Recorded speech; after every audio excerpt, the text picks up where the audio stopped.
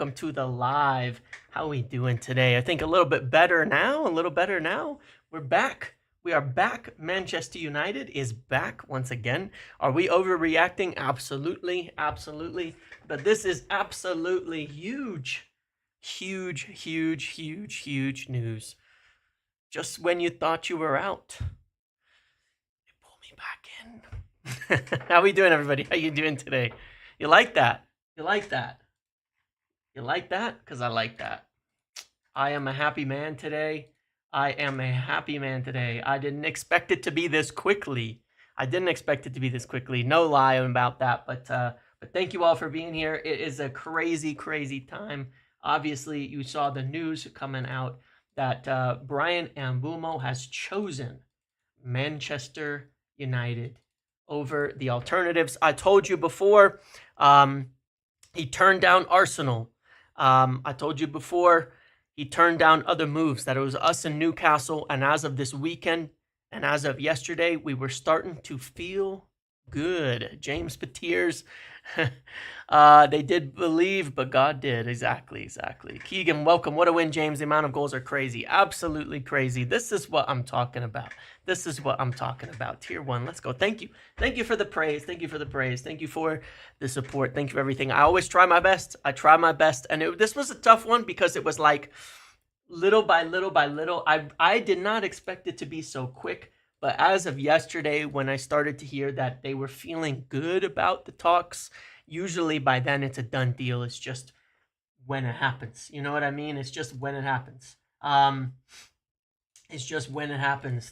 the deal. And we've taken a step over Newcastle and all of them and move forward. DB Cooper, shout out to Malaysian fans. I love you. Chris Savar, you said we pivot quick after the lap. That's correct. Remember, I said plan A. I'll pull that. Let me find the tweets. I'm going to give myself some credit here. Plan A was to go and get MbeuuUUUUUO after this. And I'm going to pull that up because I said that when we missed on Delap that this was what was coming next. And that's exactly what's happening. I apologize. I can't read all the messages. You guys are crazy on this, but I'll find it. And this is where it's helpful having some aggregators who do get some of these things put down. So I appreciate you.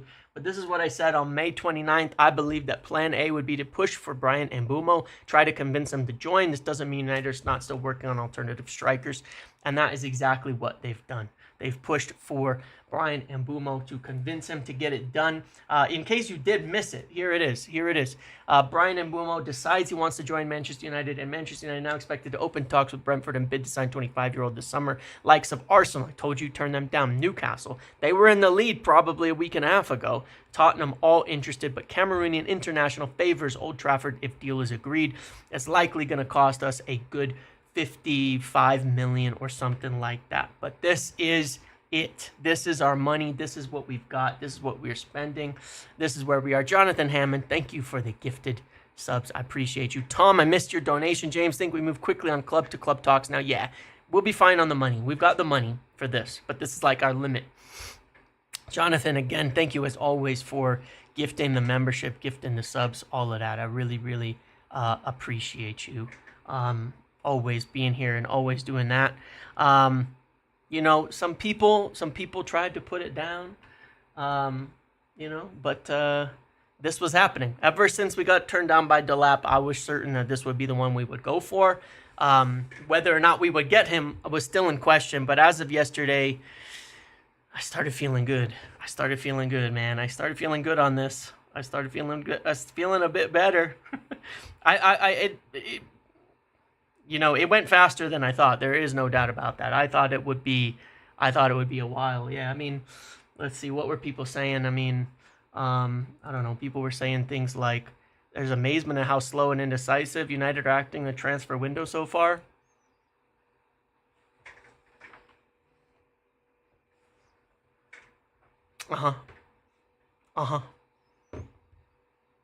Very slow. Very slow, isn't it? Uh-huh.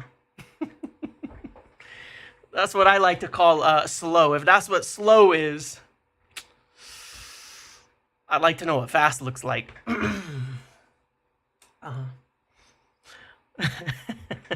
June 2nd, Cunha and Mbeumo, two top targets in the door. Stuart, let's go, my friend. Only downside is I have to wait for a striker unless Bruno goes. Yes. Jason with the donation. Wow. Some people saying it wasn't true. Some people saying we weren't going for him. Some people saying we had no chance at all. But we did. Didn't we? We did. And that is the biggest thing. I mean, look, the crazy part about this, and Mbeumo and Ahmad, they said these wingers wouldn't want to come. And we just nabbed probably the two best wingers not named Mo Salah in the Premier League this season. True? True or not? I think it's true. I think we have nabbed the two best wingers in the Premier League who are not named No Salah. Glenn, welcome to the Pro Muppet, or welcome back. We've had arguments, but arguments is okay. I love you too. Thank you. Look, we all want United to be the top. We all want United to be the best. Right? So as of today, the dream come true is Cunha, maybe Xerxes, and maybe Mbeumo. And you know what's crazy? What's the craziest part about this? Is that not 2 minutes, like 20 minutes before that, we got the news that Inter were in for Rasmus Højlund. So we'll talk about that a little bit later. Shenanigans. I've never known United to act this quick, this early. Durand, thank you for the donation. Well, yeah, I mean, it's huge. It's absolutely huge. This is what it should look like. Glenn, 20 gifted memberships. Thank you so much for that. I really, really appreciate you.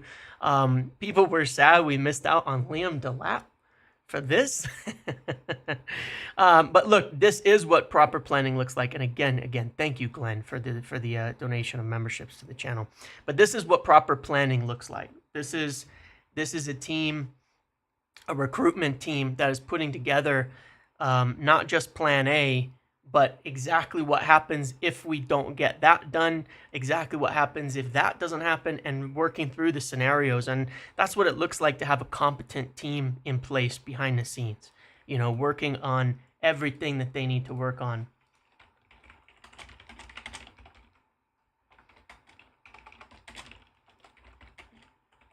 One sec, sorry.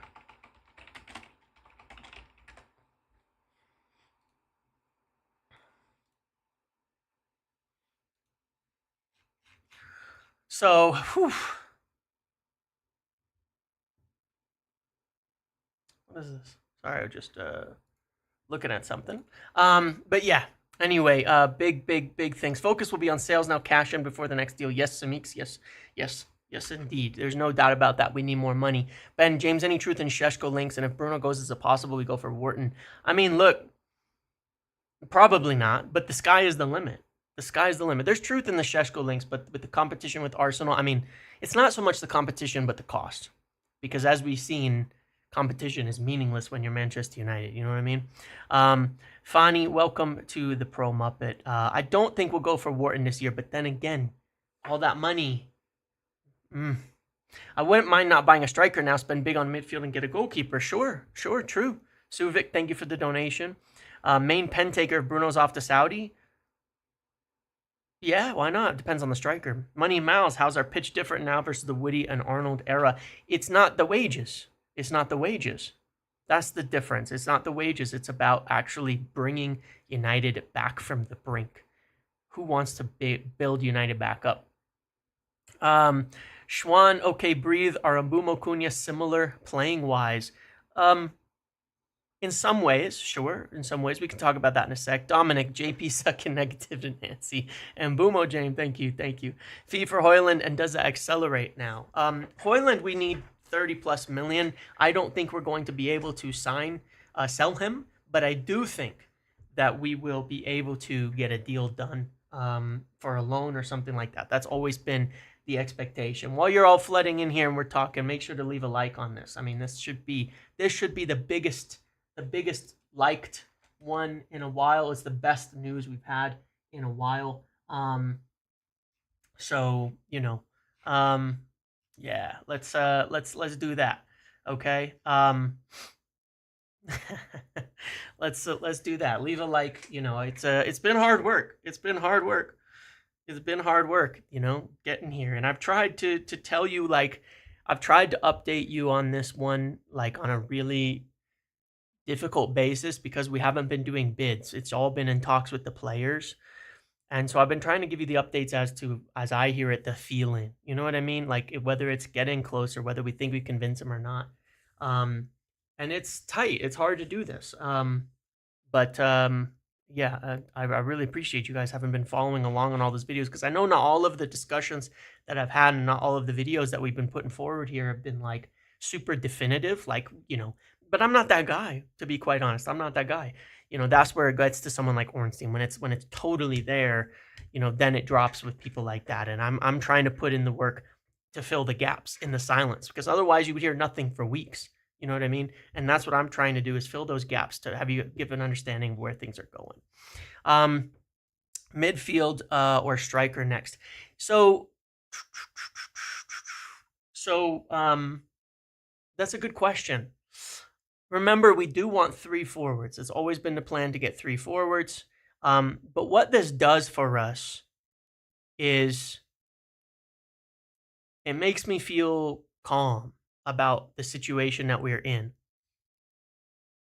And I think that's the idea. It makes us feel calm about the situation that we're in, where I can look at it and say,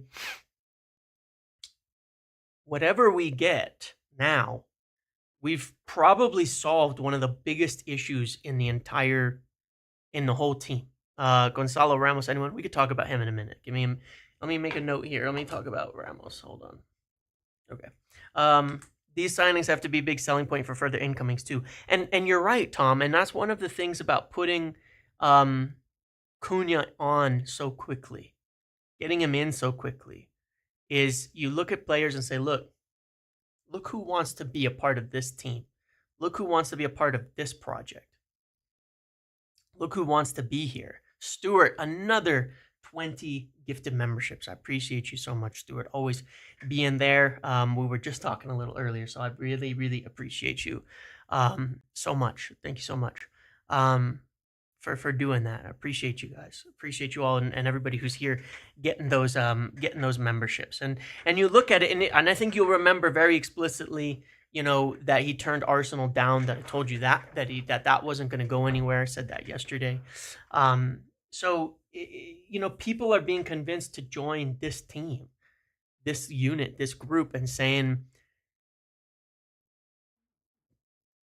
just bring United back. Thank you for the donation, Sea Salt. So this is good. This is good. And I think it really, really does solve, the biggest problems. I mean, how many times have I argued in the last few days, like, just, we haven't had time. We haven't had time to look at this executive structure, this recruitment team, and give them the chance to put things together. They're not stupid. When I was saying the other day, like, they're not stupid. I don't pretend to know better than these guys. You look at what they're doing. You've had Omar and, like, let's just bear in mind something for a second. Think about something over the course of the season, okay? Listen to me for a second. Over the course of the season, you've had Omar and Wilcox convince one of the most exciting young managers in Portugal to leave mid-season his cushy, wonderful job where he gets all the praise in the world and is taking Sporting to another title where he's a legend already, to come join this shit show in 13th mid-season, okay? Then they convince Cunha to join. And they've had him for a month plus, knowing he's coming in. Then they convince Mbeumo, who wants to join Newcastle, who wants to join some other clubs, who's leaning in other directions, and they convince him. We have real people involved. We have real people involved that know their shit, and they know what they're doing. They know what they're doing. And so obviously it's got to all pan out. But look, this is why I'm like, give them the time. Give him the time to put this team together, and we will see something. Delap, I'm convinced Delap was a little bit. I'm convinced in the last couple of weeks that the Delap thing was a blessing. A blessing in disguise. I mean, but also that I think they knew he wasn't joining and it was okay. I think they knew. I told you that when I said that the plan A now is to go for Mbeumo. I said that I knew that they had a plan. They were not going to be sitting there without a plan. I think they knew he wasn't joining for a while because I said they started making moves on Mbeumo. They started making moves on Gyökeres in the last few weeks. Okay. And then we missed out on Delap. We knew we weren't going to get him. I'm telling you, these guys are smart. I really, really, really do not think there's any problem there. So, whew.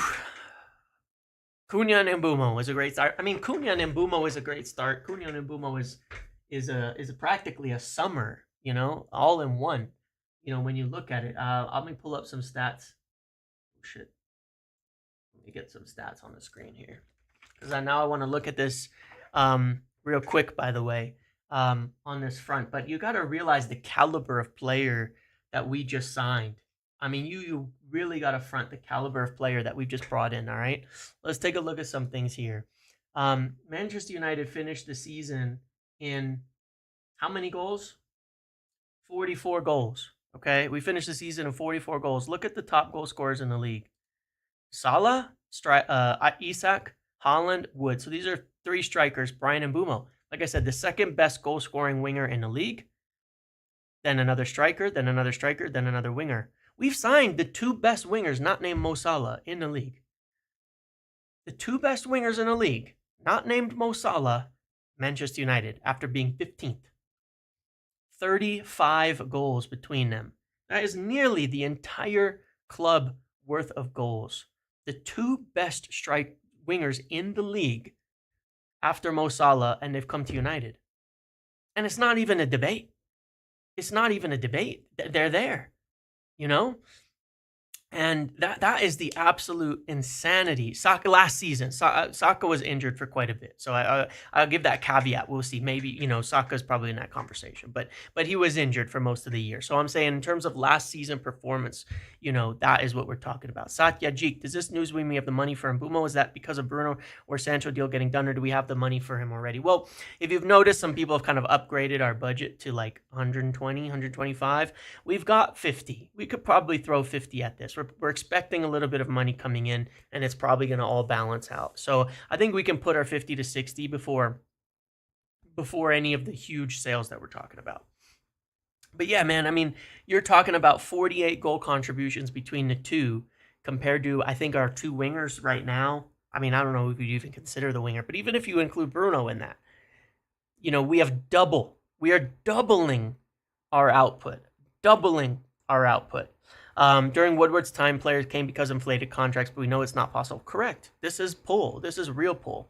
Jimmy, last summer the structure joined too late and January was hampered by PSR. This summer's how Wilcox-Vivell will be judged and started well. Agreed. And Omar joined in July, you know, and the responsibility was Ashworth's through the summer. Seesaw, any Gyökeres news? We'll talk about that in a minute. We'll get to the rest of this in a minute. But no, I mean, this is massive, massive news. Genuinely, probably the two best players we could have signed in the Premier League. Because none of these guys are leaving. Isak, Haaland, I mean, Chris Wood, you know. But probably the two best signings we could have made.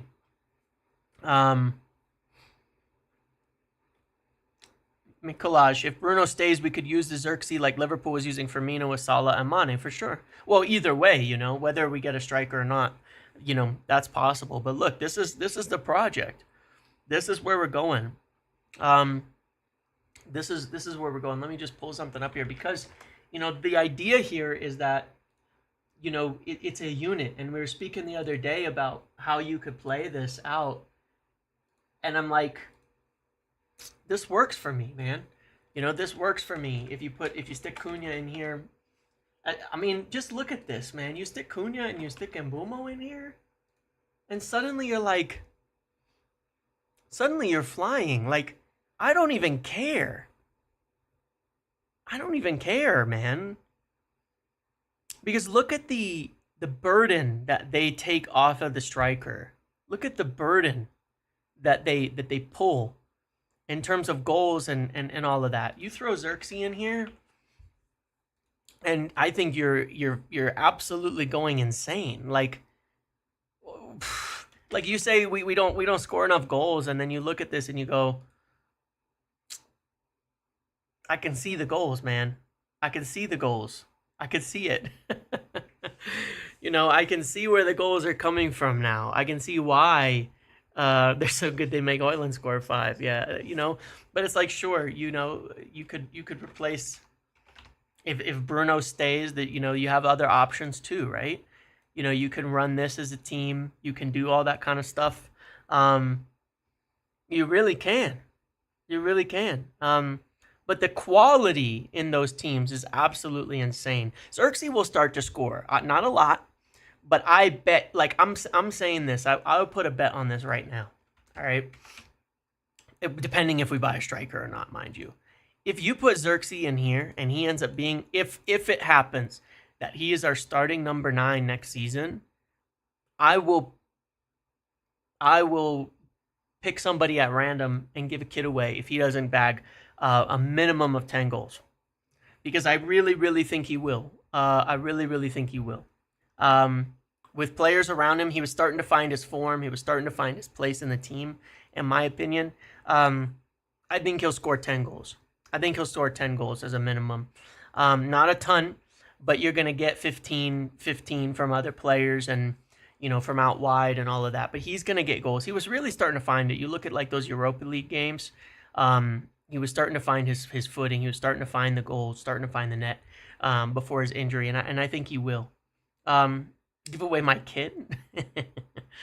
No. But it's wild. It's wild. I'm really excited about this. I'm really, really excited about this. It's yeah, you all heard me say that, yeah. We need that full preseason, and that's the other aspect. These guys getting in early.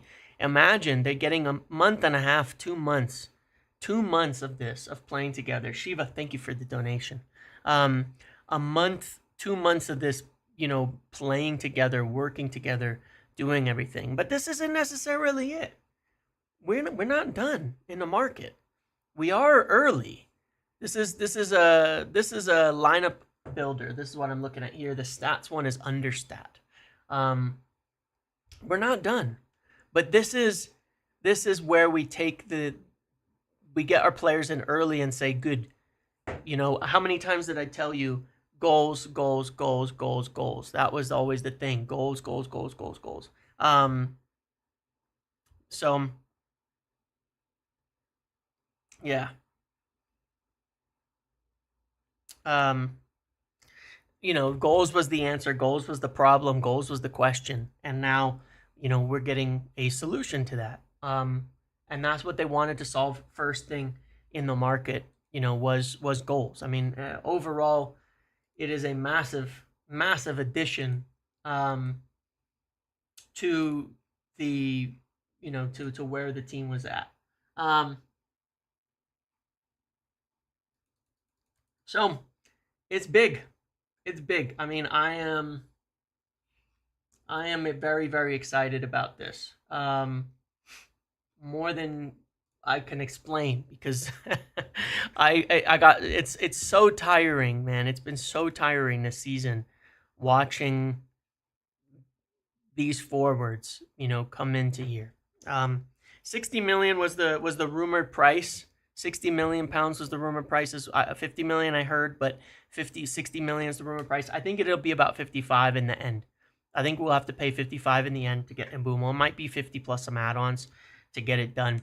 But do remember that he part of this is, I think there tends to be a little bit of an agreement with him that he can leave, because they held on to him due to the Tony situation and all of that happening.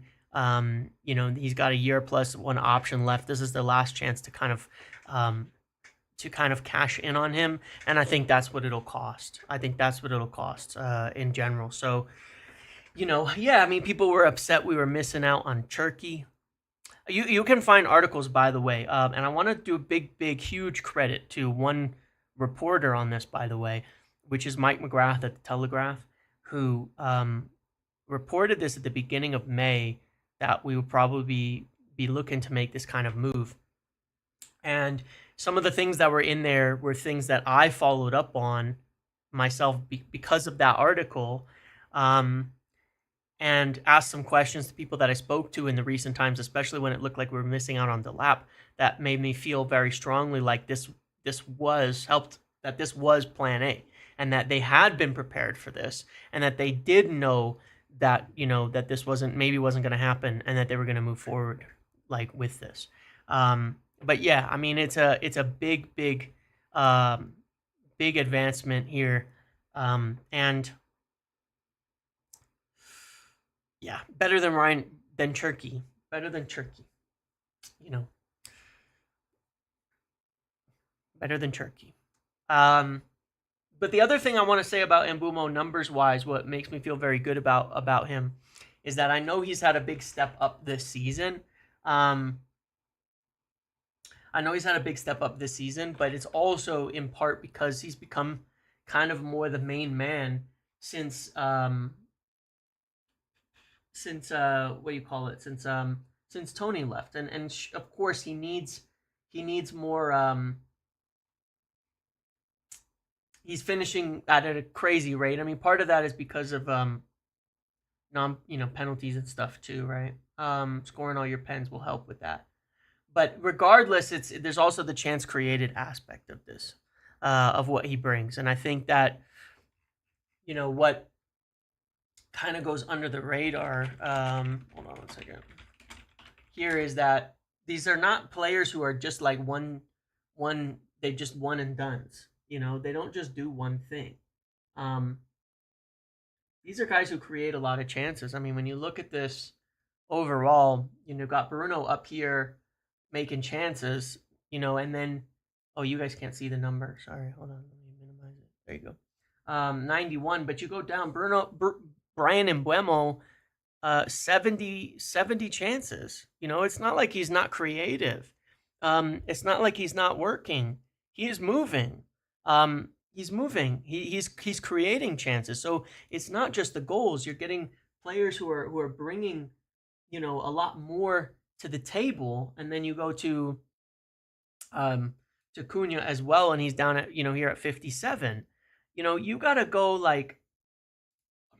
I just never know if it's going to flip on the screen. You got to go down to you can get all the way to Ahmad, which is, by the way, a huge testament to Ahmad, that he's here at 49 chances created, given that he didn't play like half the season.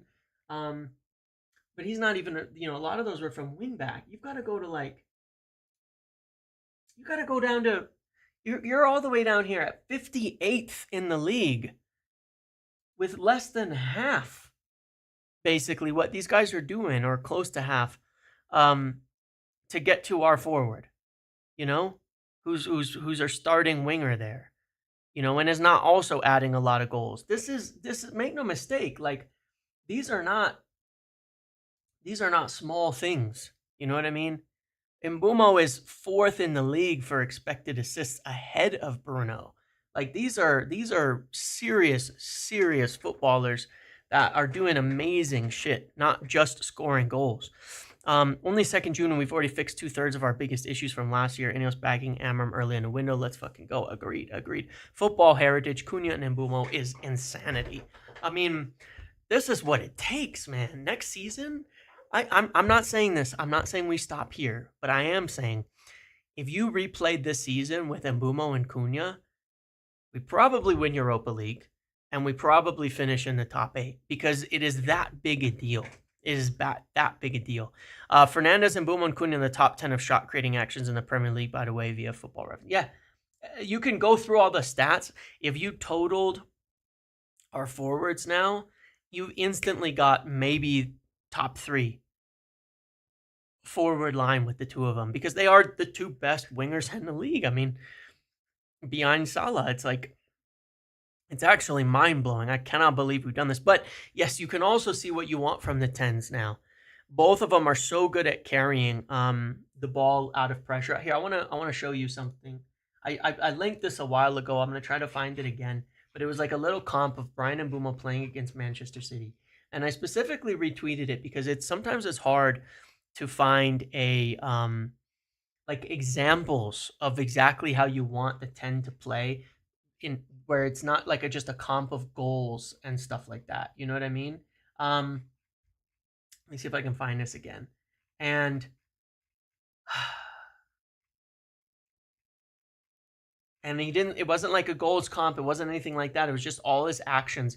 And you'll see the things that nobody does in our team. Literally nobody does in our team. And I think that is a huge difference. We now have 30 physical thugs in Cunha and Mbeumo. We just need a third thug for striker. I'll ignore I don't think there's anything ill-intentioned with the word choice, but I hear you. We have bullies. We have guys who have the right attitude, who throw themselves around, who put, their body on the line in the games and do all of that. So I hear you. We need that in a few different places. Hold on, I just want to find this because if I can't find it, sorry, I'm just going to give it a second. Because there was one with Cunha and there was one. Here we go. I'm just going to put this in. And I really, especially if we just signed him, just watch this. And it's even sweeter that it was linked by an Arsenal account. All right. It's even sweeter that it was linked by somebody named Sir Gunners. Okay. Even sweeter. Cunha and Mbeumo, sales, and then Jokeres, I think, appreciate your work, my friend. Man, you are smashing it, my friend. Appreciate it, Charlie. Appreciate it. It is even sweeter that it was an Arsenal fan who put together this comp of a player who is now turning them down to join us, and that is I'm not hearing that it's contingent on the Alvaro sale. I think there's enough little things expected that we can get this done. That our budget, this would probably stretch us up to about 110, 115. We should be okay. We may be kind of counting on some things like that, but I wouldn't worry about it. 50 plus 5 or something like that. But please watch that because it is the best demonstration to me that I have seen. Raise my chair, somehow I got shrunk. It is the best demonstration that I have seen in a composition of what Amram wants from his 10s outside of, the obvious part of creating goals, scoring chances, things like that. That is the biggest thing. And it's so good. It's so good. It's crazy. Man, I cannot wait. I'm so excited about this. I can't stop. I can't stop. This is it, man. This is the thing. How good this is gonna be. And then I'll find more to talk about here in a second about what comes next. But yeah, this is big. And I think it's the intent.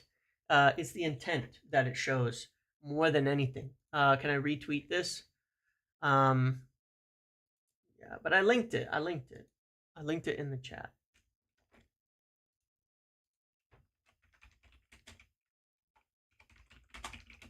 I'll retweet it now.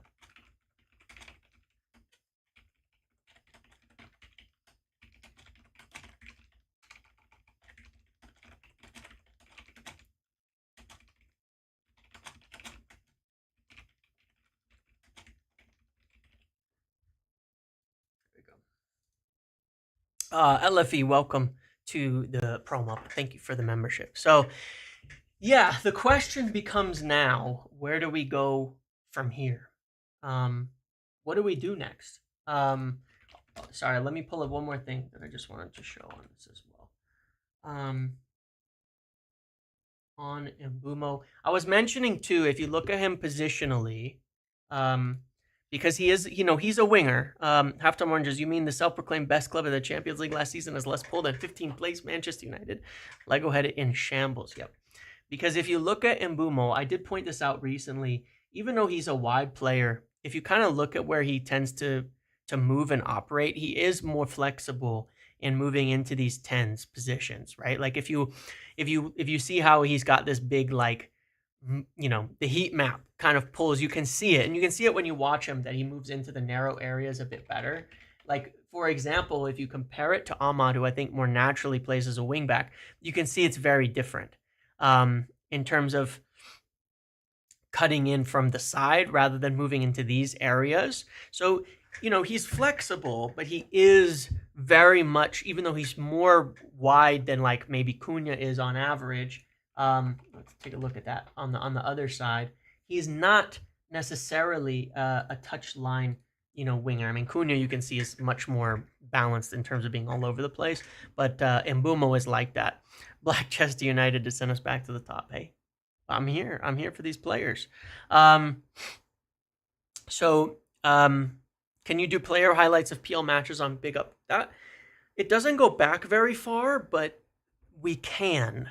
And I'll talk to them about it, because this was one of the features we were hoping to add, is the ability to do this, like go through highlights of players and stuff, because we can do that with games, but to do it specifically highlighting a player. So more on that. I'm hoping I can do that soon so we can make some videos on it.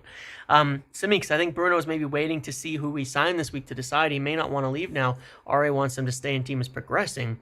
Rishav, hope Gyökeres next. We're going to light up Old Trafford next season if we can finish the front three with Gyökeres. Well, so now it becomes a question. Graham Souness is in trouble, isn't he? Now it becomes a question, right? Is this showing the urgency to Bruno to make him stay? I don't know. I honestly cannot tell you yes or no. I cannot tell you. I cannot tell you, you know, yes or no on this. Is this about making him stay? Or is this about replacing him? Because if he stays now, we have to sell quickly, okay, to get our other targets, because we need more. But if he stays now, then he's our midfielder. You understand, right? That's one thing that is a curiosity to me that I was mentioning before. If Bruno stays, he is our midfielder. He's our 8. So forget the 8 signing. You hear me? Like, he's our 8. So Bruno, Menu, Ugarte, Casemiro, all of that would be it. So then we're not signing a midfielder this summer, and we won't have the money. We need a number 9. We're not signing a 6 unless we sell Casemiro, because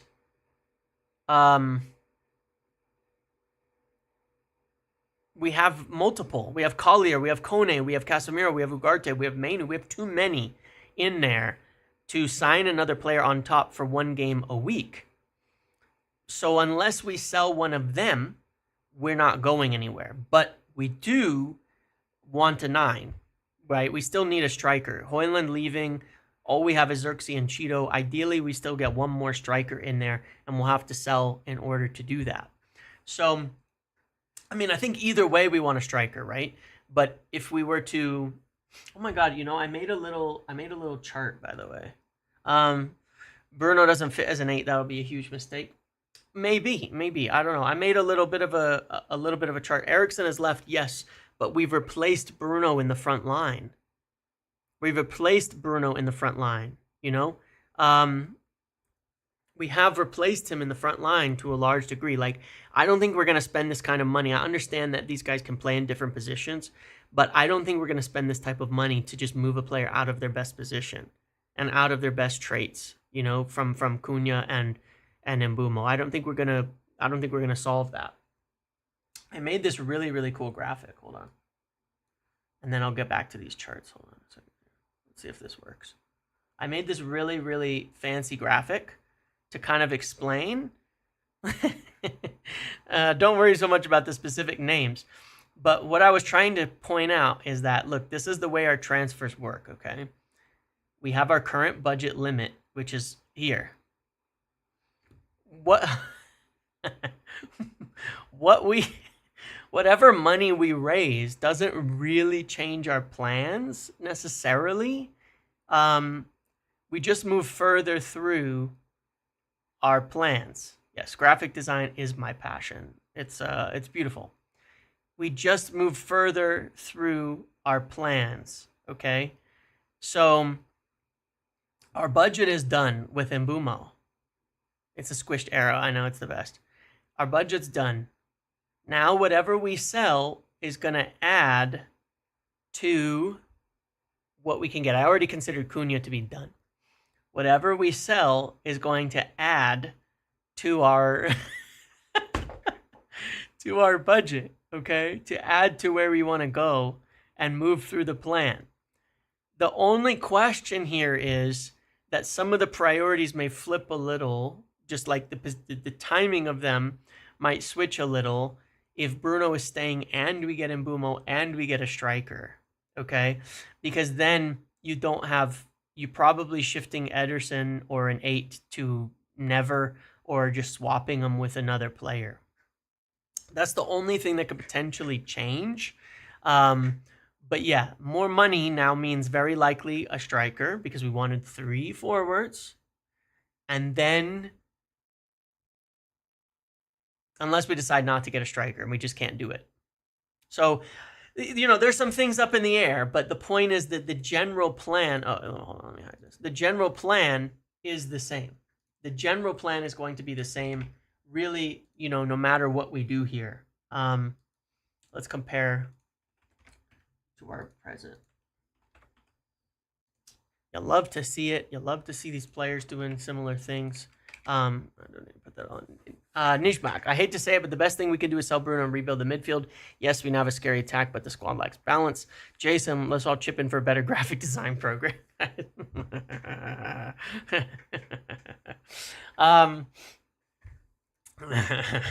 Listen, I've done enough PowerPoints.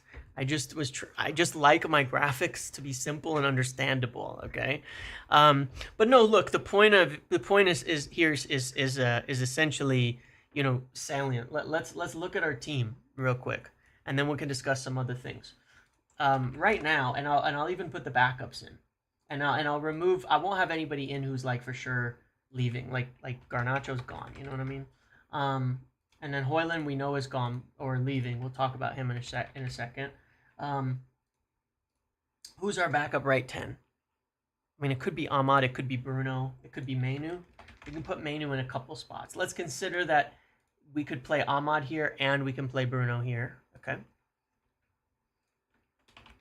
Let's put Mainu in here.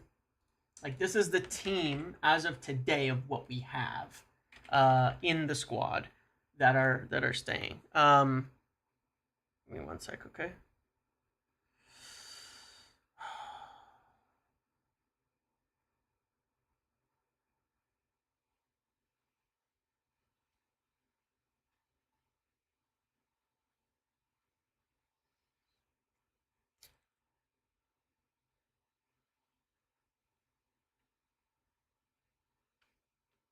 Oh, I was just reading something. Sorry.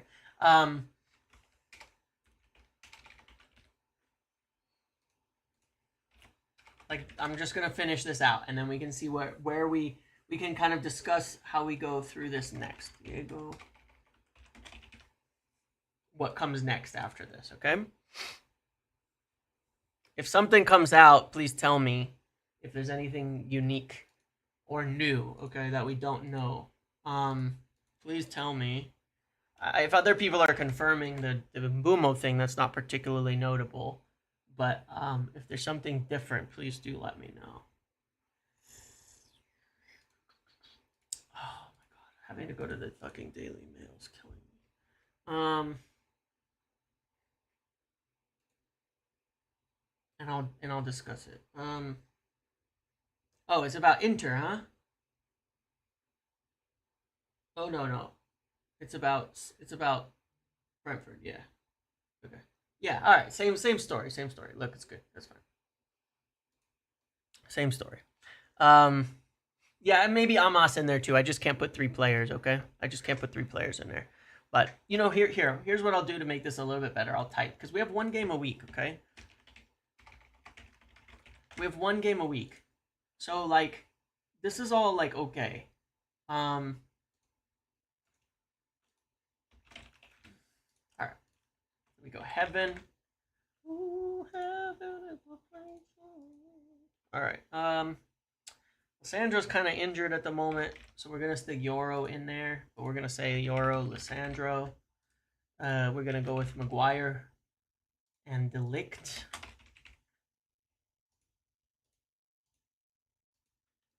And then we're gonna go with Yoro and Mazraoui. Okay. And then we'll go to keeper in a second. I think if we get Mbeumo and keep Bruno, we might look at an 8 before striker. Why? Does Amram hate like this Højlund? No, he's not gonna play him anymore, Dominic. Højlund's gonna go, man. Højlund's gonna go. Okay? Højlund is going to go. I told you that the Inter thing had real legs. I think I said that about 10 days ago. That the Højlund thing has real legs to Inter, and it seems like that's the case. Oh yeah, thank you. So we got mega options here. We've got Mantato, we've got Hamilton. I mean, we've got youth.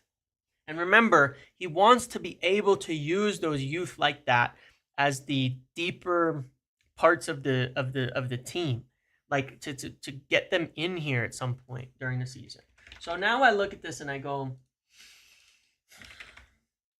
this is where, I mean, this is the crazy part. Obviously, we still have to technically finalize this deal with Brentford, right? But I think we kind of know what we need. We know what we need to spend on it, and we wouldn't have gotten to this point if we weren't prepared to pay it, okay? So I'm unconcerned about that. So now I look at this team and I think, all right, I mean, we were practically dreaming about this not that long ago. That like, could this be possible? Could this happen? And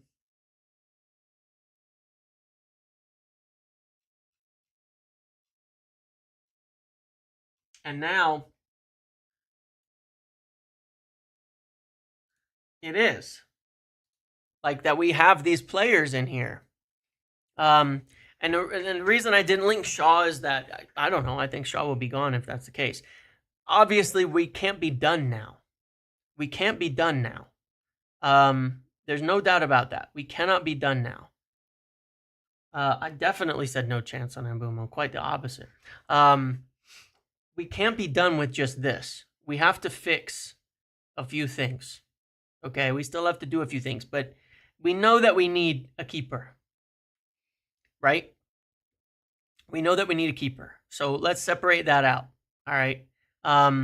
We know we need a keeper. Sorry, guys. That is, I hear you on that source, but that's not going to be the guy who's breaking Bruno news. Just think about it for a minute, okay? Let's wait for other people because everybody's trying to, you know. We need a new keeper. All right, so we'll figure that out. This midfield for me doesn't work. Now, it's not as bad results-wise as people are thinking. From what I recall, I did the numbers on this actually. The Bruno Ugarte midfield won 6 out of their 10 games together, which, considering how few games we won, 60% win rate is pretty good. But it's not ideal. I'll say that. I don't think it's ideal. I think it has.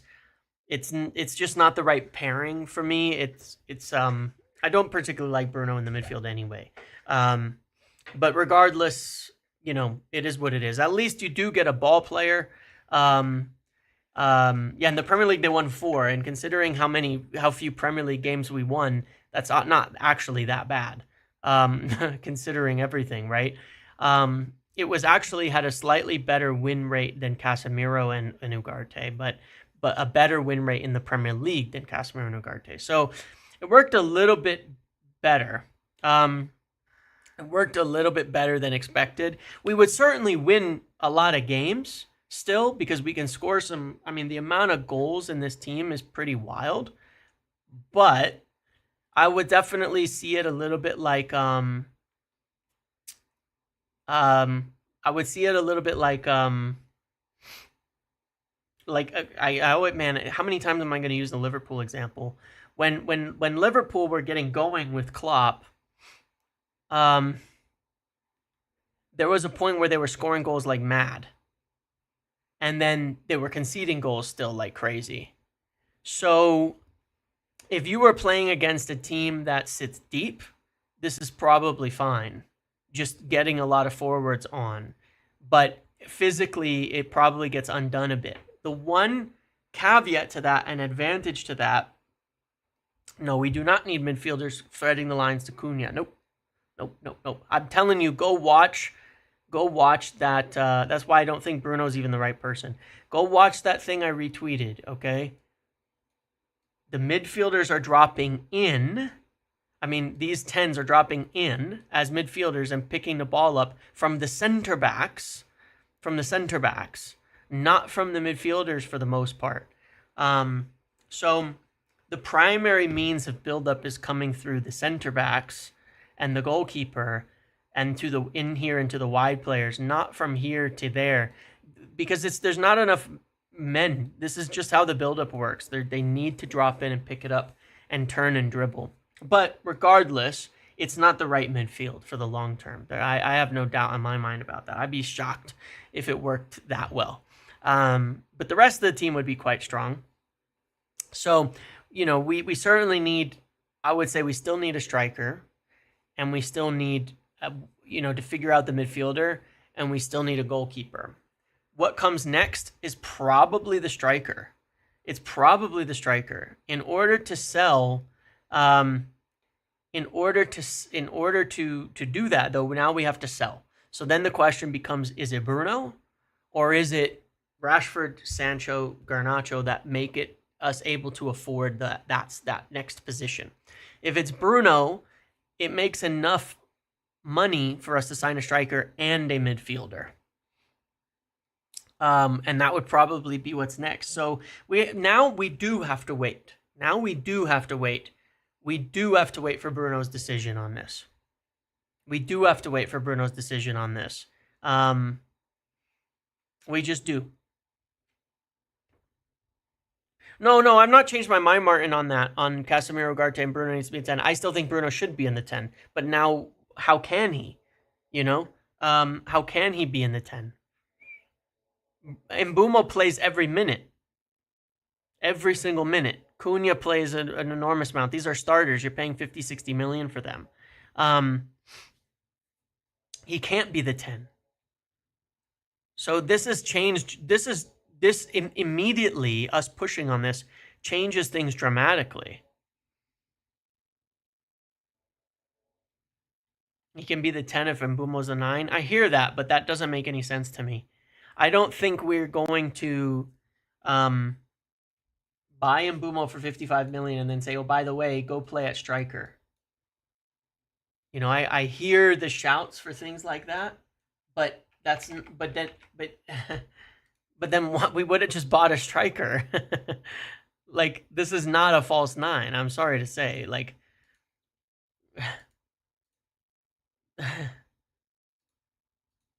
there's no world that he's gotten a little more.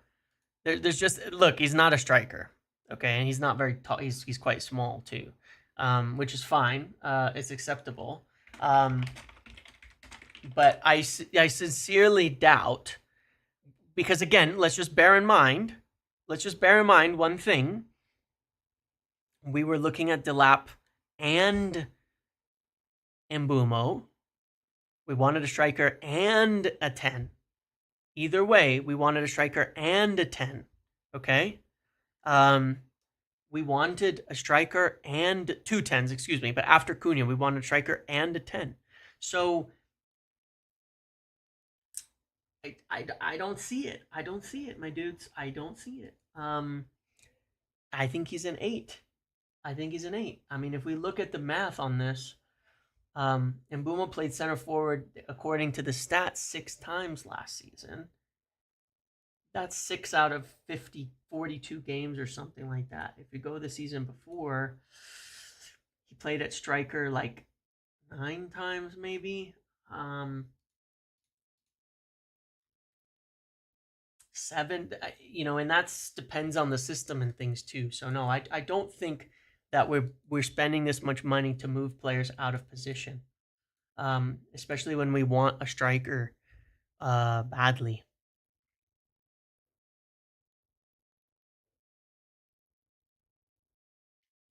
So yeah, serious question is, what do we do now? And the answer is really depending on Bruno.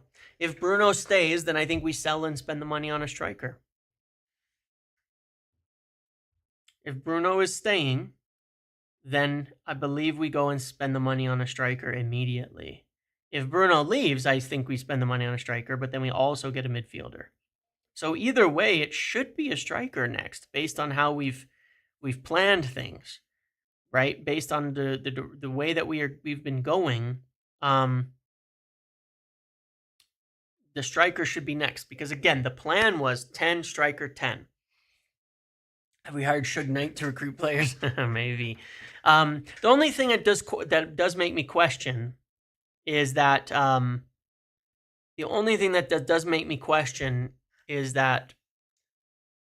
obviously there's been hesitancy to spend, but I think we'll sign the striker. I think we'll sign a striker later. It might take a little bit of time because we have to sell, we have to get some money, we have to do things. But now imagine you go to Gyökeres. If Bruno's seen as an 8 now, he's got to leave for the greater good. Now imagine you go to Gyökeres today and you say, look at the team we're putting together. Look at the team we're putting together. We need the money, by the way. We need the money. That's why I'm saying later, because we need the money. It may be by the end of the week we have Bruno money. But you look at the team and say, look at what we're putting together. Look at what we are building. Look at the ages. No longer are all our best players 30 plus. Look at the ages. These are players in their primes, entering into their best seasons. Young, developing, entering into their best. Look at the age here. Young. Still young, under 25. Older, entering into their prime. This is the dynamic you want. This is the dynamic you want in terms of the age profile of the team. So now we have to figure it out. But yeah, maybe by the end of the week. We'll know. These are guys entering into their primes. And that's where we've got to, this is the right time to convince players. I think it makes it a hell of a lot easier to go convince a striker and say, look what we've got around you now. Look at what we have. Because I'm telling you, you put Gyökeres in there, it's the best front three in the Premier League. It is. I don't even think it's debatable, is it? On paper. We got to see shit happen in real life, but on paper,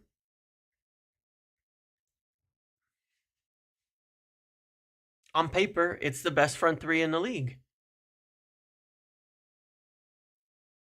How many players would need to sell to afford Gyökeres if needed? We do need to sign him. We would need Garnacho just to go.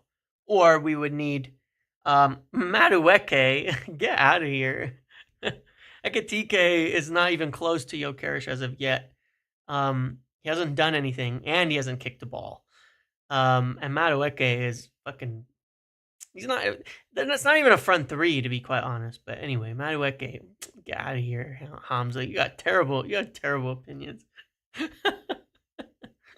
I'd rather have Xerxes, Cunha, and Mbeumo than that front three. I'd rather have those. That three right there is already in one of the better front threes in the league.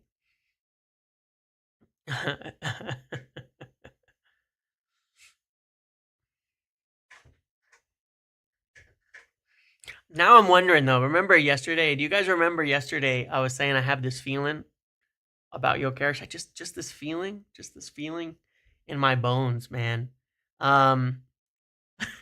Just this feeling in my bones about Gyökeres, and I'm just wondering, man. I'm just wondering. Ooh, I'm just wondering. But I'm still intrigued by this front three. I'm not gonna lie to you guys. If we just ran this out, and I don't know, man. I don't know, man. I just got this feeling. Are we seeing the mask? Are we seeing the mask? It's just a feeling. It's just a feeling. Are we seeing the mask? Because are we seeing it? I don't know, man. I got the feeling. I don't know. Do the mask. Nah, I don't know, man.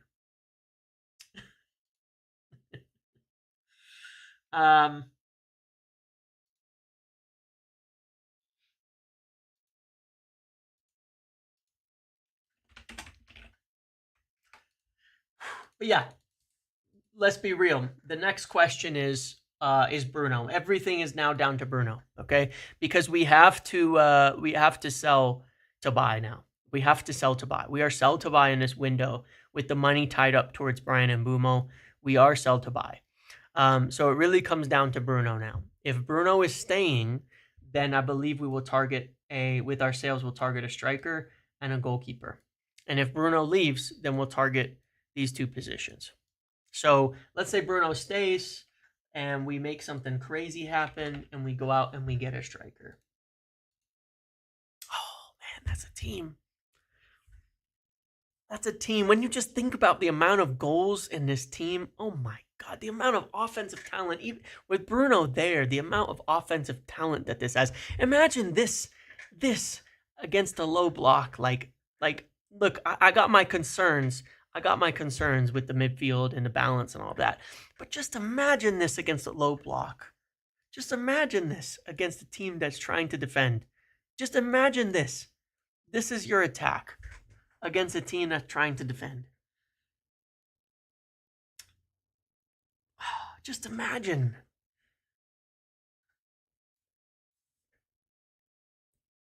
That's so crazy, man. That is so crazy. That is so crazy. The amount of talent in there to go and get goals, like the amount of shooters in that team is on another planet. On another planet. Absolutely wild. You watch the striker, Mateta's better fit. He might be, but I don't think he's worth the money, unfortunately. And Brentford on the counter, 0-1. Only it depends if we get a new keeper. Depends if we get a new keeper or not. Oh my God, dude! But that is such a good attack. Like, I don't know, man. It's just I would be on cloud 9 with that team. I would be on. It's just insane. Like, yeah, win 5-4. I don't care. I urge you to get testicular sensation investing. What are you saying, Sammy? My balls are okay. My balls are okay. Although they might not be. They might not be. But if Bruno leaves, I'm gonna do ooh, you know who was listed as available today? Was Ugo from Chelsea, who I really like for the 6, by the way. I've said him before, I've mentioned him a few times on video. I really do like him. I really do.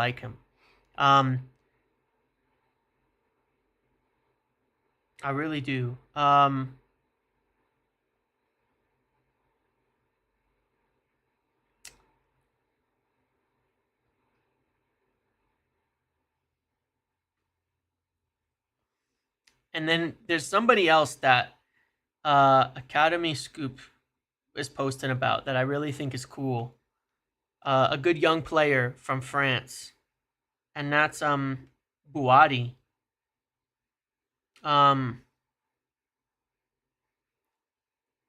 Buadi.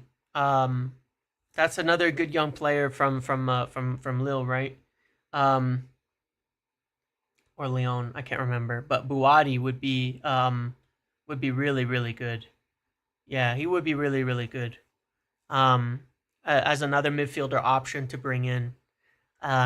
That hopefully United could look to, because he's legit real good too. Um, you know, so Ugo Chukwu, Buati would be two really good players that I would like United to look at from the mid. Well, that they have essentially looked at um, in the midfield that could add to all of this. Um, but yeah, I mean, look, if we did move Bruno on and we had some more money, if we could add players like Buati into the team. I'm not saying this is the right balance. He might be the six with Mainu. I don't care. It doesn't matter. They'll all develop together. We can kind of let's say you have the money and you want to just rebuild the team. If you did sell Bruno and you bought I don't know,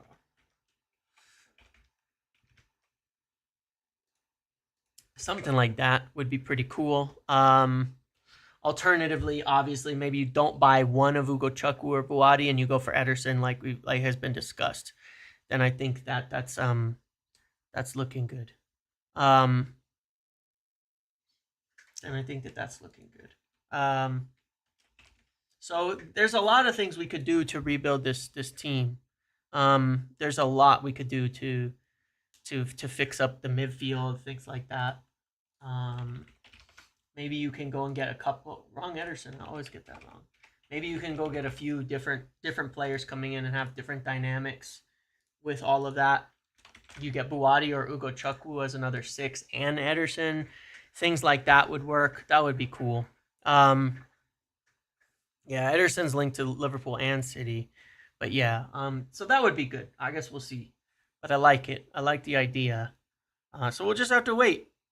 Yeah, Buati would have to be like January or something, though, probably. I don't think we have anything on it on Stiller being like a potential reality or anything like that.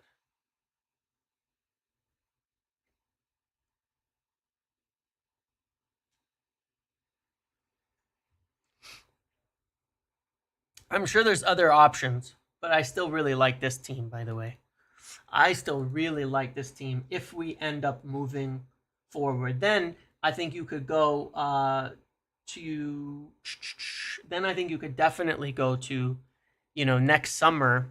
You're talking about a center back and a midfielder, another one. So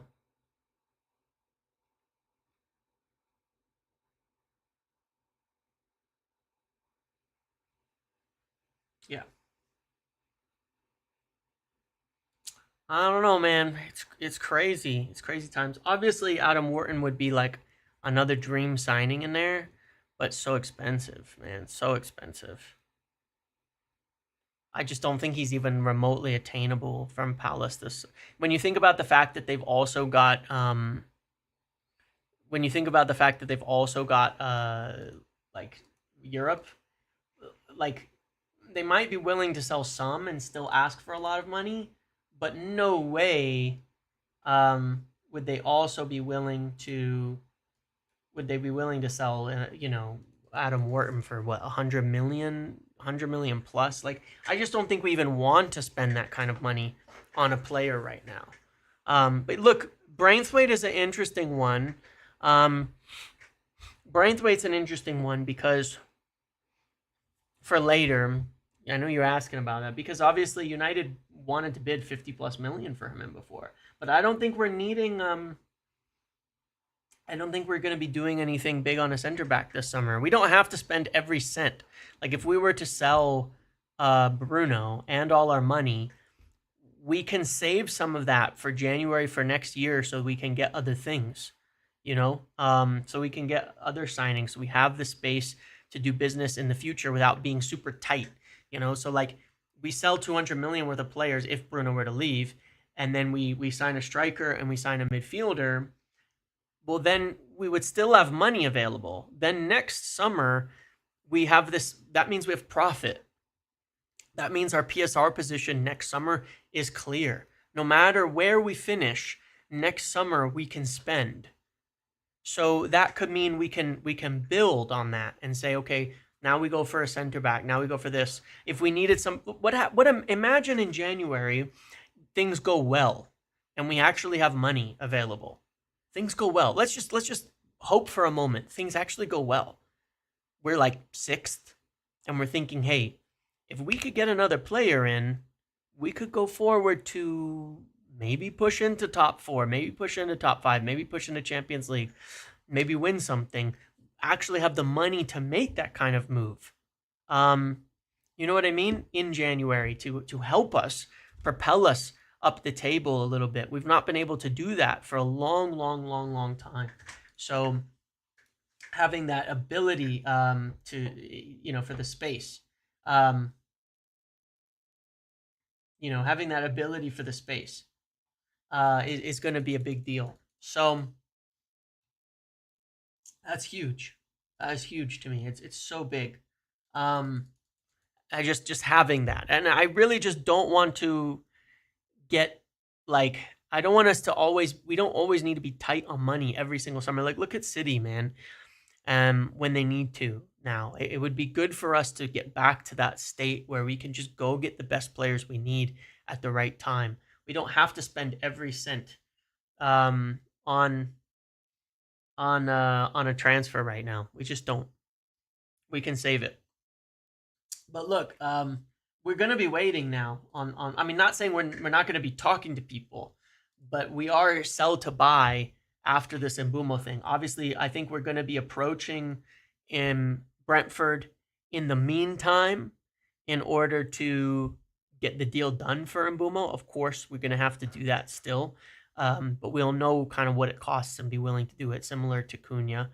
And so now it's going to be, about that. Tell us something about strikers. Look, my information remains that we really like Gyökeres, okay? That's just all I can say. And he's looking at his options. We need money.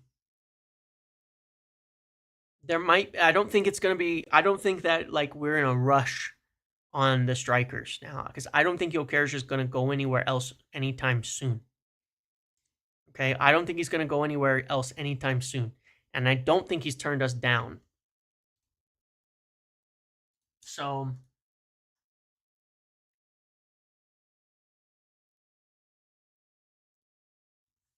yeah, Sully talking about the Inter Milan set to have talks with the players camp. Yep.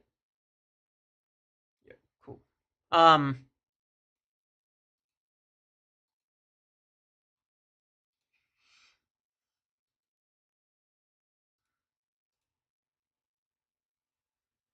Open this up. Yeah, we know that. Yeah. Good. So yeah, man, it's crazy, but we'll see. Yeah, if we can sell, obviously we can. I still think there's more to this. I still think there's more to this Gyökeres thing. Like I've been saying, I really do. There's the information. There's also like the feeling, but I really do think there's a bit more to this than,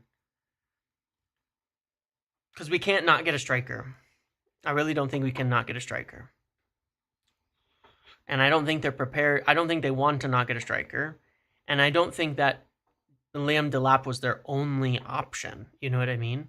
But I do think that now we're prepared to wait it out, to build on what we have, get the money, and see where we go. Are we in for Buwadi? I wouldn't say we're in for him. It's just one I think that they're probably aware of, and I think he'd be awesome. I think he'd be a great signing. And Mbeumo supported MUFC as a child, didn't they all?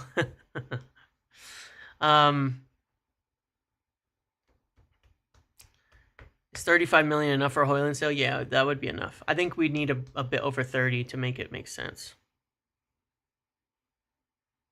But yeah, I mean, I'm not at a loss here, but I'm a little less certain of the plan as I was about us going for Mbeumo after the Delap deal fell through, basically. Not after, because it was kind of in part of it. Hold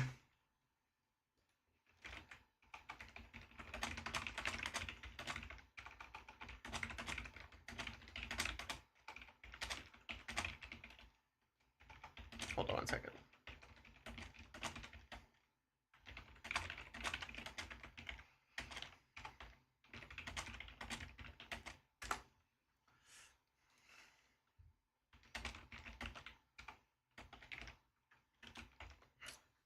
But yeah, it's just a little less clear because we need the money now. We need the money.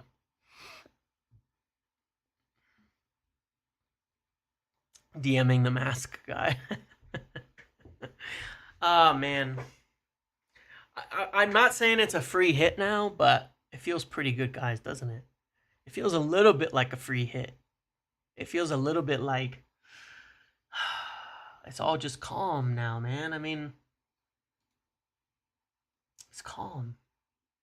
We've gotten some huge targets in the door.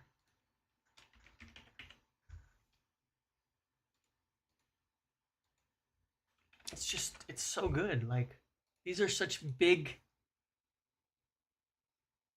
signings. Like,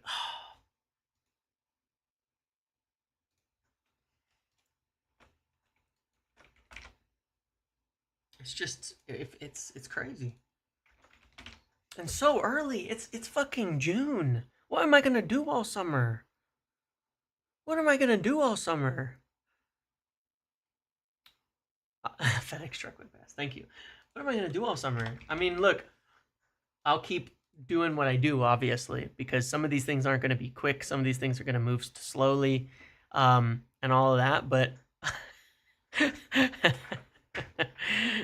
there's gonna be plenty more to talk about, I suppose.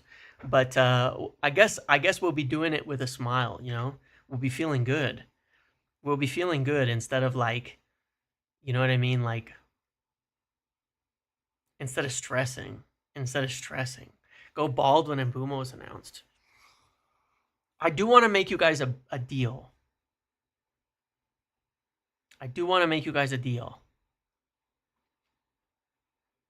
Like a fun game, all right? Should we get MBEUUUUUUO? Cameroon watch along. I do want to make you guys a deal. If we get Yokerish after MBEUUUUUUO,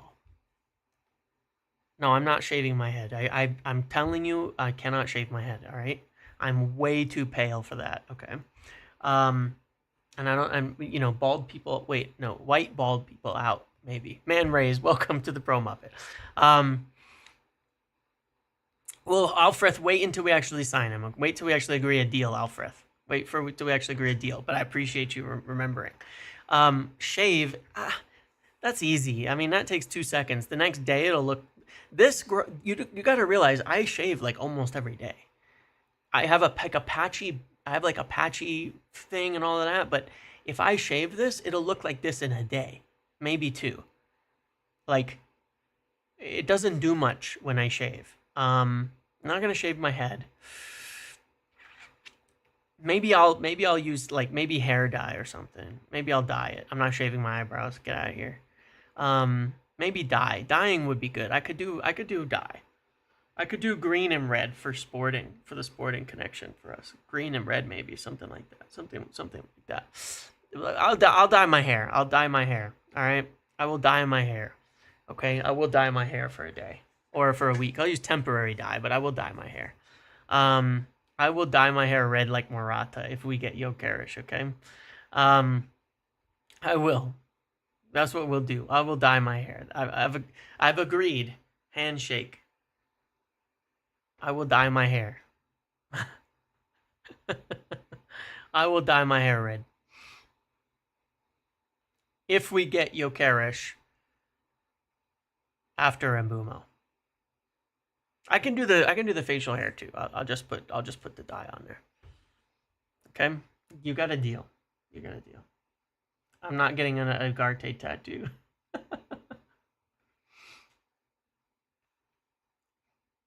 If we win the league, I will get a tattoo. How about that? We'll talk about that later. Have you checked MBEUUUUUUO's walking stats? Oh my god, no.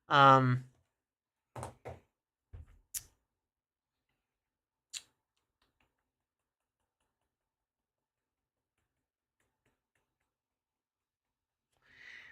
he's too old. Yeah, he's too old. But I do wonder about like Gonzalo Ramos, right? Because United really liked him like 2 years ago. He was like really high up the list. He's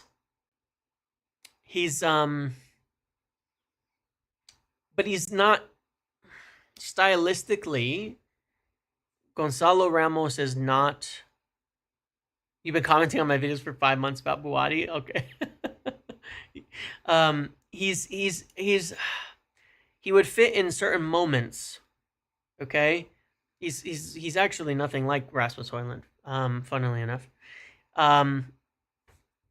he's a good poacher. Like he's a box striker who will score goals in the box, but that's pretty much it. Now, yeah, like he's really good in the box. He has good instincts. He's strong. He's okay, but he's not offering you anything outside of the box. He's an awful dribbler, and he's not very fast.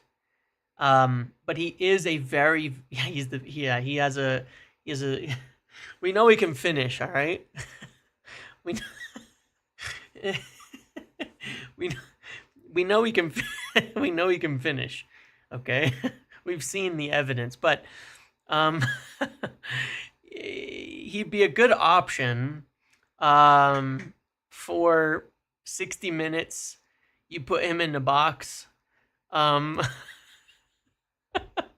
You goodbye. No, I'm kidding. You put him in the box after 60 minutes against a team that's defending deep, and he would help us a hell of a lot to get goals. I say that, but I don't think he's the right guy for what we need. In that case, like I think you would still have to probably start Xerxes. You know what I'm saying? I think you'd have to start Xerxes. And then you put him in at 60 to 90, 70 to 90, something like that. You know, that's what I would say. So I can get it, but I wouldn't spend much money on it. You know what I mean? I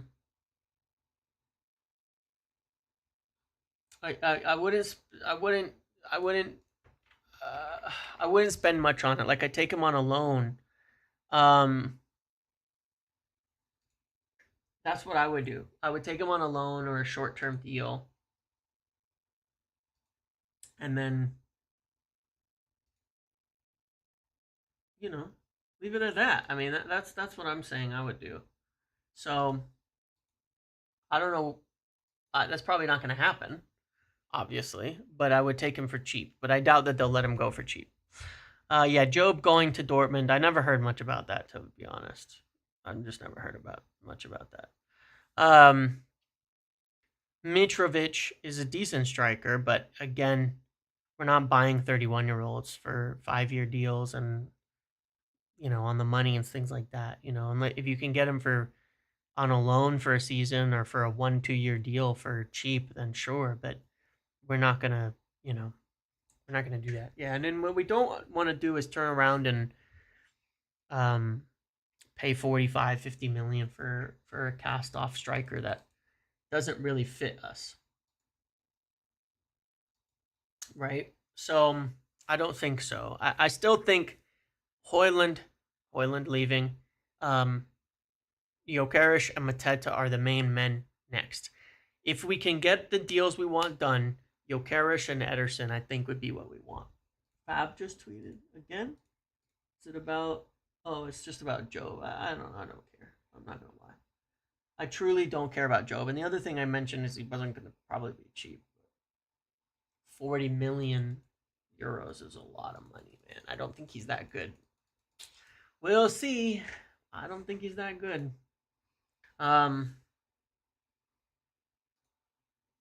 But yeah, so if we just ended up here, I would be happy, but we're playing with like just a goalkeeper, man. I probably would get a goalkeeper. I'll probably get a goalkeeper.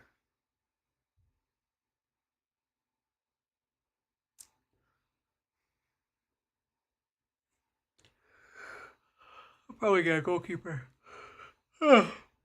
Excuse me. That would probably be my next signing. Lamens. That's probably what I would do. But I mean, even more than that. Like, I'd rather see Xerxes than Onana, by far. My opinion. What do you guys think? Ooh, let me ask you a question.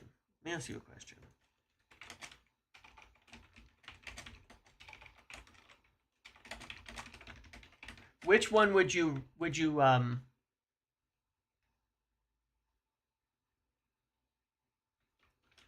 which one would you rather see? Like, if you had to choose today, which one would you rather see? Xerxes staying a striker, but we get a new goalkeeper, or Onana a goalkeeper, but we get a new striker? What would you rather see? Like, which would you like to see? Yeah, crazy work that. Alfred, is it just me, or if Garnacho, Bruno, Højlund, and all the lonely forwards leave, United have a serious depth problem at the 10s and striker? Well, look at the team I have got there. You have Mount, Mainu, and Ahmad, and Cheeto who can back it up. And then potentially you have... if Bruno leaves, you have to buy a midfielder. But if Bruno leaves, you have to get a striker, right, Alfred? So like... yeah, you would have to buy, because if Bruno leaves, you get a striker, then you have striker, Xerxes, Obi, Mount, Mainu, then you have to get a midfielder, and that's fine. That's fine. Xerxes wins that pretty clearly. Stinger and Hooked, would you do a Ramos loan? Yeah, I would take him on loan. I should have put this back to Casemiro, because I don't think like Ugo Chukwu was happening. I just had him in there.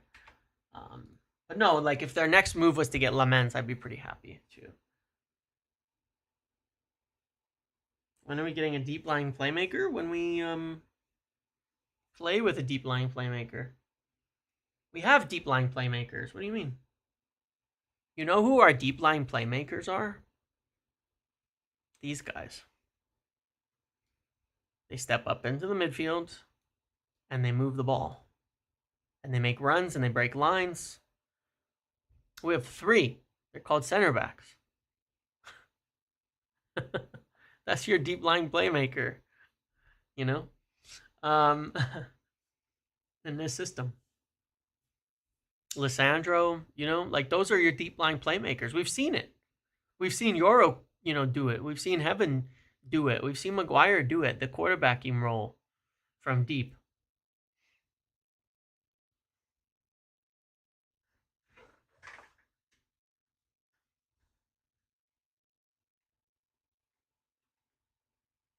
You calculated net to be 95 million for sure, and Boom means that sales are almost in progress. Yeah, probably. I do think we have maybe a little more than we expected, but probably, yeah, I would say. Probably there's some little, at least some little things lining up for sales, you know? Yeah.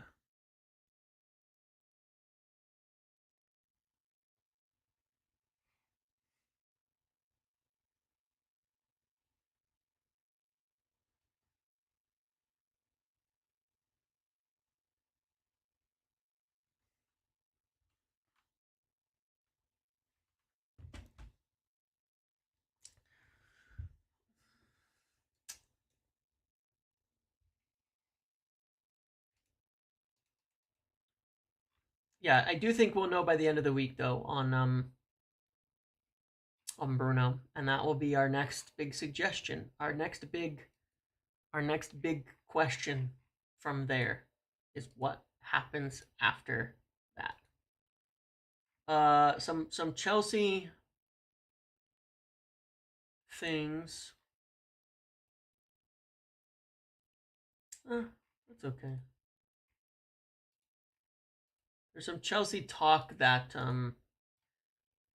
Sancho, they were asking for 200. Chelsea are going to go like 110 to 140. There's no chance in hell Sancho's getting 200 anywhere. I don't think that the negotiations over Mbuma will be difficult, because again, we kind of, we know the deal. We know where this is going. You know, we know what's happening next. Well, they're still going to negotiate. We'll just wait for Fabrizio and them to talk about it. Yeah. You know, and you also have to like kind of bear in mind, like, you know, if he doesn't agree, then he has to come back. And that like sounds not great for him. You know, if you just bear that in mind, like, do you think he wants to come back to United? Like, because that's the real, he's burned all the bridges here. So I think he's gonna have to end up accepting their wage offer. Like if Jadon Sancho, who clearly is happy at Chelsea and wants to stay there, doesn't end up staying over a wage problem, over not being able to agree wages, I mean, I guess I wouldn't put it past him, but that would be the worst sabotage of your own career in history, because he will rot, and it'll be near enough impossible to move him. He will rot, and he will never go back to Chelsea. No, because we only have one season left, James. So we don't owe Sancho a bunch of money. He's gonna take a huge cut no matter where he goes. It doesn't matter. If he ends up as a free agent, he's gonna be going for virtually, you know, nobody's gonna offer him even close to those kinds of wages in a year. But another year rotting, you know, his career will be over. I mean, it'll be completely over. So it's like, what are you gonna do? You know, in that case, there's just no way. I can't see that happening. It'd be crazy. Now it's Sancho, but you know, if he comes back to us after that, then I don't know, where's he gonna go. I genuinely don't think he goes anywhere. I don't know. He's stupid enough to do that, maybe. I mean, we've seen some crazy, you know, we've seen enough silly things. But I guess we'll find out. Brian Mbumo likes his post. Did he really? Let's see if I can find it or not. Let's see if that's true. Let's see if it's true that he has liked the post from Fabrizio Romano. I don't know about that one, Chief.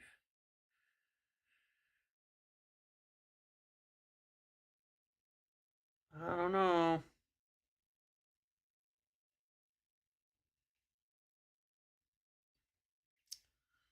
Sounds like nonsense to me.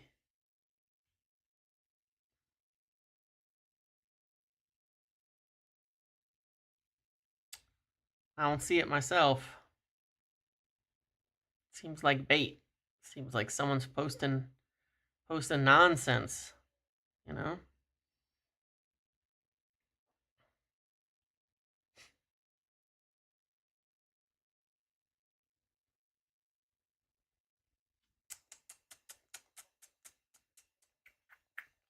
Nonsense.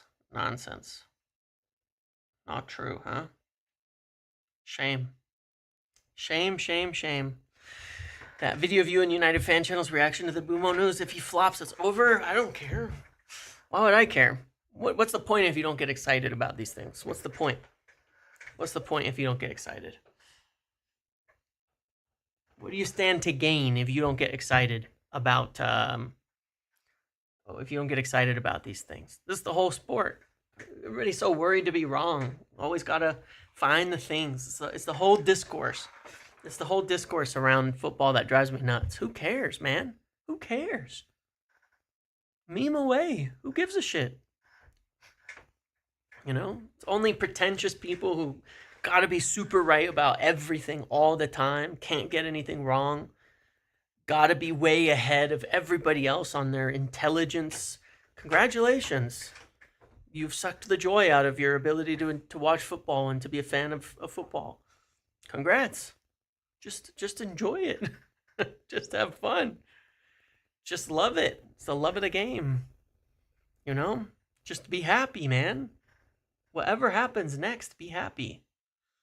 That's all.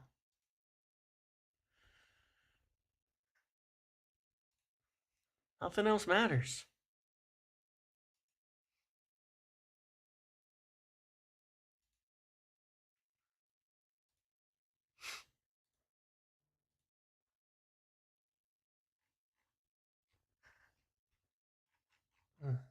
Nothing else matters. Just enjoy. I get people are doing all those pictures from like when Ugarte signed and stuff, but what the crazy part is, you know, the funniest part about all of this is the people who are memeing are other United fans more than anybody else. It's the other United fans who are like, who got to be so cool, you know, who got to be so cool about everything, you know, about like, you know, oh, I'm not a part of when things go bad, they're not a part of it. You know what I mean?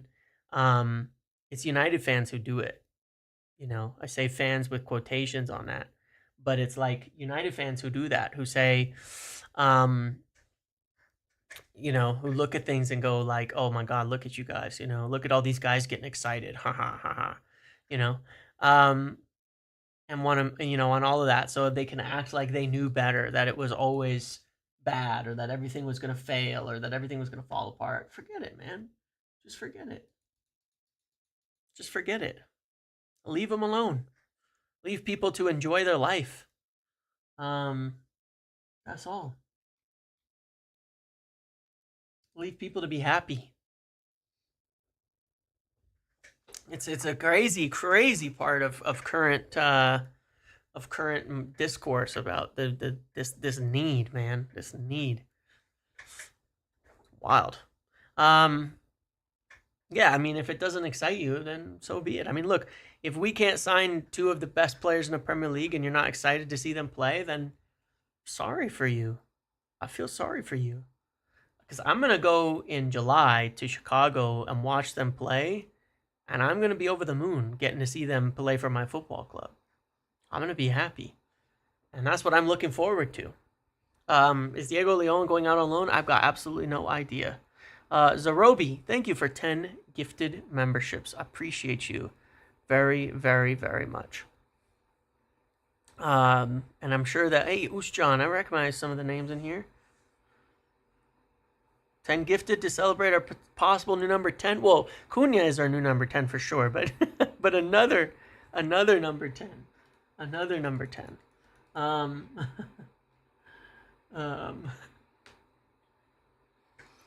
no, I maybe sometimes I give too much attention to them, but at the same time I like to talk about it because I like people to recognize, you know, like I want people, because I think people get guilted too often into feeling like they can't do stuff or being worried about this type of thing. And I like to point it out because I want people to move past it. I want people to move past it as fans and just enjoy things and just like be okay with it. I would like to, you know, normalize the discourse again and take it back from where it's evolved. And how it goes, because you've seen it in recent years. Like this season, I think stood out in particular. Just how bad. Like the worse United get, the more people think that the discourse gets about people being certain that they're going to fix everything, and that they know the answers and nobody else does, and then I don't know. I just don't like it. I just don't like where it's going. I don't like where it's headed in that respect. That's all. But that's okay. Did I miss something? Oh no, yeah, Zorro gave that away. Thank you for that.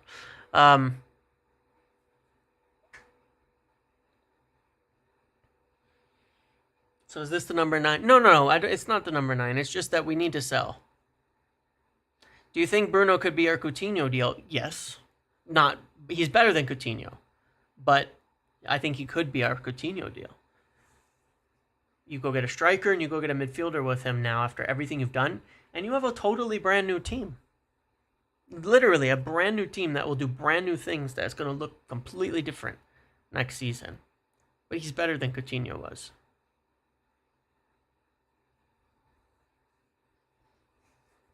Who would I want to replace on? I'm fine with Lamens. I'm fine with Lamens. I honestly don't care. I'm fine with Vanya. I'm fine with Lamens. I just want a new goalkeeper. Like it's just bad. You know what I mean? Look, people can say they want to stay, they want to go. That stuff's meaningless to me. If you're having meetings with other clubs, you're having meetings with other clubs. You have to understand the situation that you're in.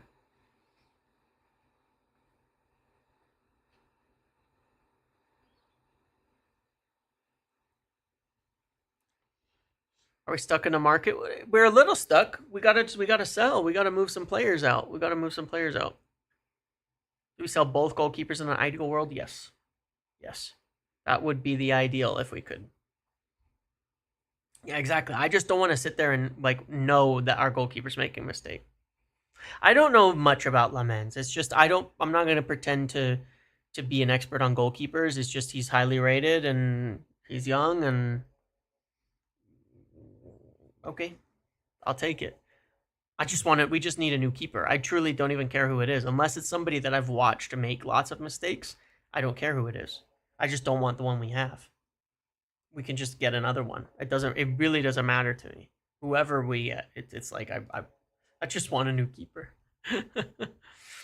If you remember what Emram said about Gyökeres in Champions League, don't we think something is in there? I do wonder. Again, that's where my thinking wanders. Was he talking about Liam Delap? And is Gyökeres coming to Manchester United?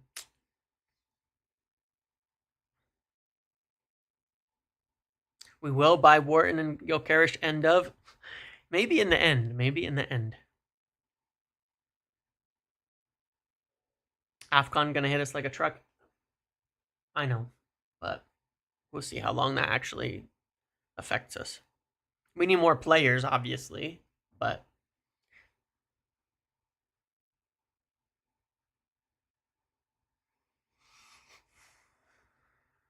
I won't say it. I won't say it until I actually mean it, you know? I can just hope for now. But the options are limiting by the day for Jokeres, and if we can get the money and we have the ability and we have the players and we have the project to convince him, why not? Maybe he already knows. Maybe he knows. Maybe we've had the yes from Jokeres already, and we just need the money now. But we told him, look, we're going to get some other players done, and we'll come back. We'll come back for you. You bought your ticket? See you in Chicago? Nice, nice. You know, maybe, man, just maybe. We'll be back for you.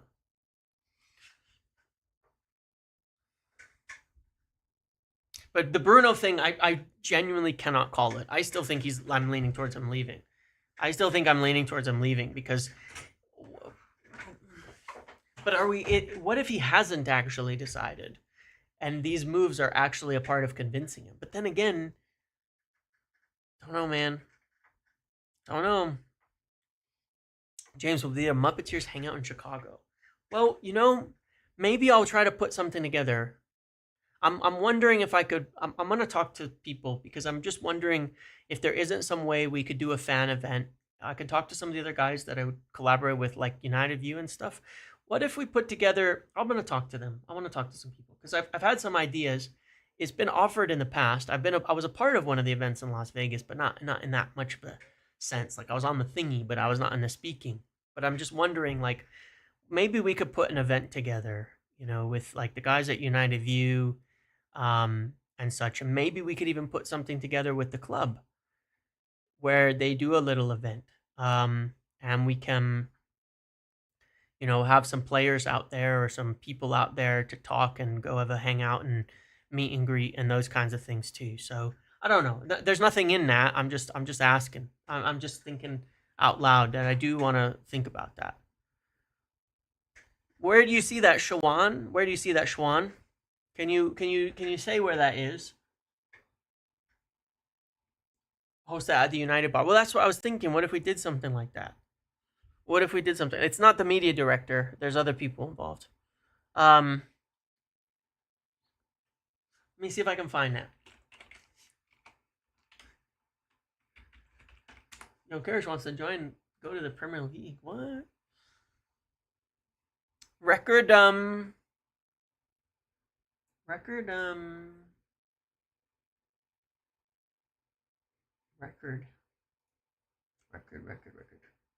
Where do you see it though?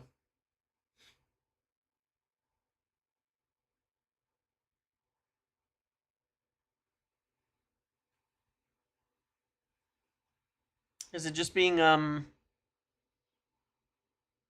transfer news live? Is it real though? Like is it, because it's, you know, there's some iffy sources, man. Like where they would have actually heard it, where it was actually reported. I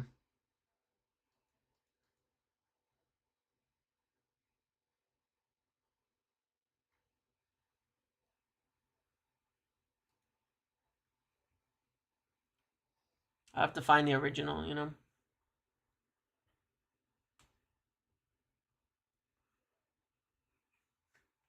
Because I can see the aggregated, but I like to find the actual article. There's like a bucket full of articles on record about Jokeres today. But the biggest one that they have here is that Atletico are in the lead. So